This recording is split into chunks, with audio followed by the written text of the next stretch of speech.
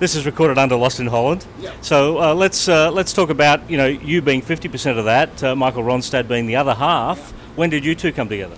Well, I played Sundance, and I'd hired a cellist because just to thicken it up, And when we played, and her name was Jennifer Wheatley from Cincinnati.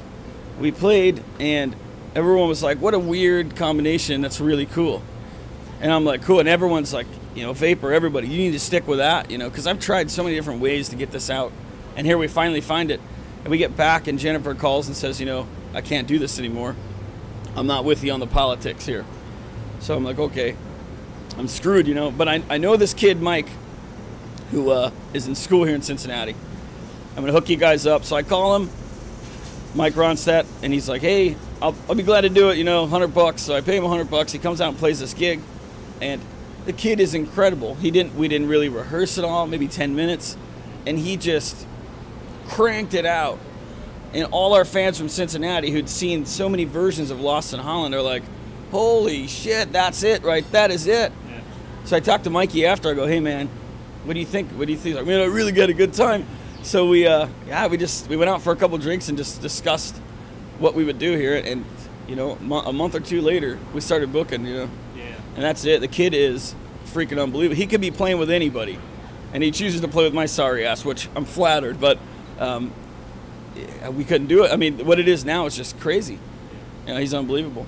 And he also has a musical heritage too, doesn't he? Because he's the nephew of Linda Ronstadt. Yeah. And the Ronstadt family, I've been hanging out with them a lot. We started a new group called Ronstadt Generations, and we've been playing around Tucson and just old time and mariachi kind of stuff.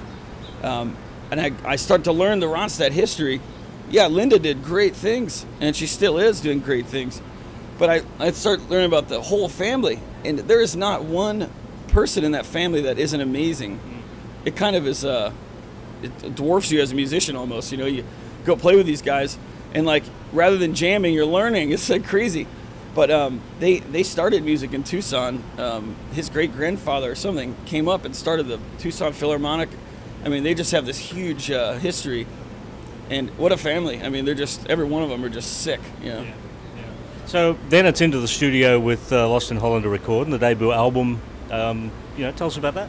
Yeah, Mike and I got together, and like I said, I had several songs for the record, and we were just going to do those, and then Mike throws to me his solo record, Cotton Dreams, and I listened to it, and I'm like, "Hey, can we do a few of these songs too?" And just call them Lost. He's like, "Absolutely." So we get together and come up with our own versions, and we hit the studio. I think we tracked it in 2 weekends, and then it took a lot longer than that to get it done, but and there it is. It's called The Last Great Loss, and it's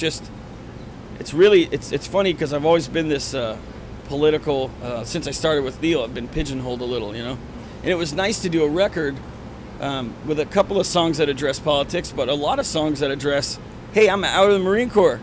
I can just smoke dope or have a beer or whatever I want. And it's this freedom and this weight lifted. And so a lot of the songs are just so happy, And the way Michael cranks on the cello there, it brings this happiness to it. And a lot of our old fans hear the new record, they go, "Wow, you guys are night and day better than what you were last time." Yeah. So it's really neat. It's an unusual combination of instruments, isn't it? Guitar and cello as a rock band. Yeah, absolutely. A lot of people expect us to, to play jazz clubs and things like that, and we do when we need that extra money. But we're holding it down with the best of them, and it's funny because it's just two of us, and that's the one comment we get a lot is, "You guys sound like a whole band there." So, and a lot of that goes with the way Mike plays the cello as if he's playing two cellos. It's pretty remarkable the way he does it. So, a chance for a tour of duty with something like this? Would you go back and perform for troops, do you think, with Lost in Holland? Actually, I just signed up. I just logged on to the USO, and we're looking into that because, my biggest fight, and everyone, I guess everybody's got to have a cause, all these musicians. And I try to not have a cause because it's kind of annoying, when someone's up there preaching at you. It's like, just play some music.